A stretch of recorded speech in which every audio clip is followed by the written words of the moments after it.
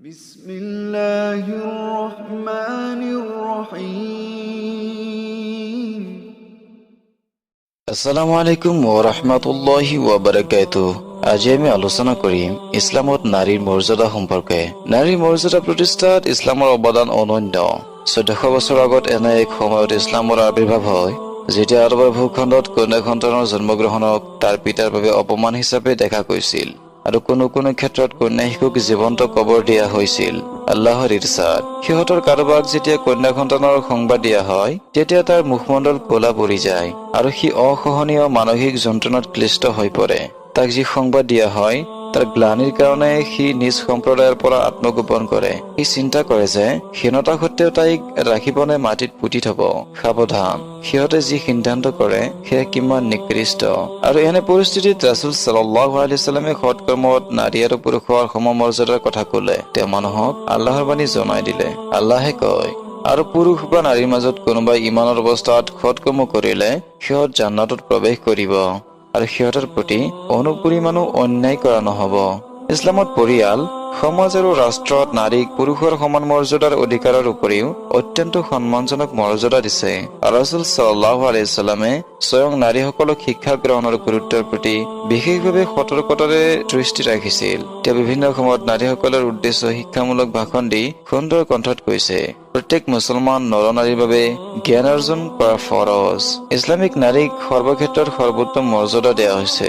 মা হিচাপে, স্ত্ৰী হিচাপে, কন্যা হিচাপে ইছলামত নাৰীক যি মৰ্যাদাত ভূষিত কৰা হৈছে সেয়া এক কথাত অতুলনীয়। আবু হুৰাইৰা ৰাদিয়াল্লাহু তাআলা আনহুৰ পৰা বৰ্ণিত, এজন ব্যক্তি ৰাছুল সাল্লাল্লাহু আলাইহি ওয়াসাল্লামৰ ওচৰত আহি ক'লে, ইয়া ৰাছুলুল্লাহ, মানুহৰ ভিতৰত কোন মোৰ ওচৰত সৰ্বোত্তম সন্মান, মৰ্যাদা আৰু উত্তম ব্যৱহাৰ পোৱাৰ যোগ্য?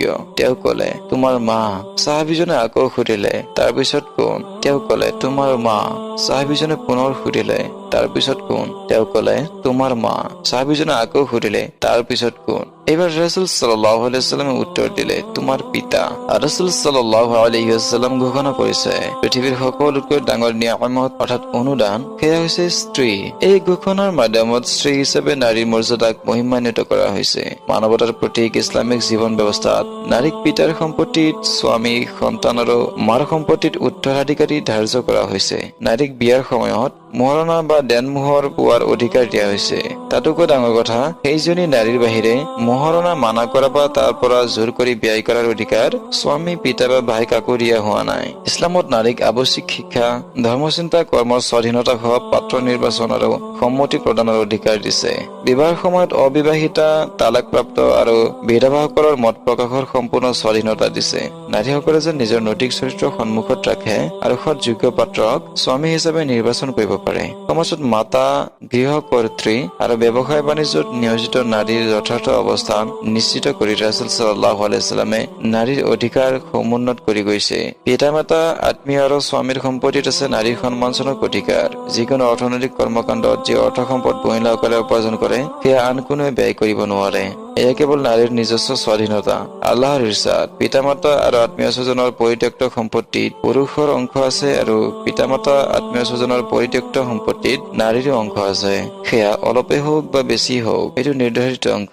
ইছলামত নাৰীক স্বামী নিৰ্বাচনৰ পূৰ্ণ অধিকাৰ দিয়া হৈছে আৰু ইচ্ছাৰ বিৰুদ্ধে নাৰীক কতো বিয়া দিয়া নিষিদ্ধ আছে। ইছলামত অকৰ্মণ্য, অত্যাচাৰী স্বামীৰ পৰা বিবাহ বিচ্ছেদৰ পূৰ্ণ অধিকাৰ নাৰীক দিছে। বিধৱা আৰু তালাকপ্ৰাপ্ত নাৰীক পুনৰ বিবাহৰ অধিকাৰ দিয়া হৈছে। ইছলামত জ্ঞান অৰ্জন আৰু বিদ্যা শিক্ষাত পুৰুষৰ নিচিনা নাৰীকো একেই ধৰণৰ অধিকাৰ দিছে। ৰাছুল সাল্লাল্লাহু আলাইহি ওয়াসাল্লামে কৈছে, জ্ঞান অৰ্জন প্ৰত্যেক মুছলমানৰ ওপৰত ফৰজ আৰু আৱশ্যক। এই ক্ষেত্ৰত নাৰী পুৰুষৰ কোনো ভেদাভেদ টনা নহয়। পিতা, স্বামী, ভাই, পুত্ৰ এই চাৰিজন পৰিচয়ৰ পুৰুষ অভিভাৱকসকলে নাৰীৰ অধিকাৰ বা ন্যায় প্ৰাপ্য দায়িত্বশীলতাৰ লগত আদায় কৰিব। এইটো আল্লাহৰ বিধান। ইছলামত নাৰীক সকলো ক্ষেত্ৰত অগ্ৰাধিকাৰ দিছে বেছি, কিন্তু পুৰুষক দায়িত্ব আৰু কৰ্তব্য দিছে বেছি। স্বামী আৰু স্ত্ৰীৰ সম্পৰ্কক পোচাকৰ লগত তুলনা কৰা হৈছে। পোচাকৰ লগত শৰীৰৰ সম্পৰ্ক যিমান নিবিড়, স্বামী আৰু স্ত্ৰীৰ সম্পৰ্ক সিমানেই নিবিড় হোৱা উচিত। কোৰানত কোৱা হৈছে, সিহঁত তোমালোকৰ পোচাক স্বৰূপ আৰু তোমালোকে সিহঁতৰ পোচাক স্বৰূপ। ৰাছুল সাল্লাল্লাহু আলাইহি ওয়াসাল্লামে স্বামীক অধিক ধৈৰ্যশীল আৰু সহিষ্ণু হ'বলৈ সতৰ্কবাণী উচ্চাৰণ কৰিছে। তোমালোকে নিজ পত্নীসকলৰ প্ৰতি সৎ ব্যৱহাৰ কৰিবা।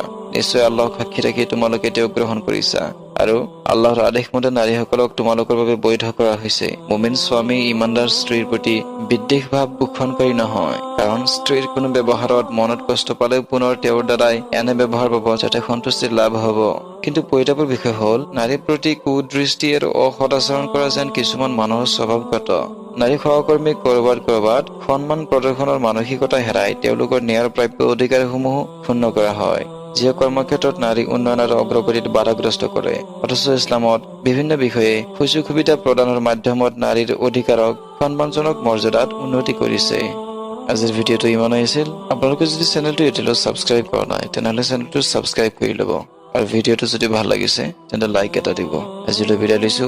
ৱা আখিৰি দা'ৱানা আনিল হামদুলিল্লাহ।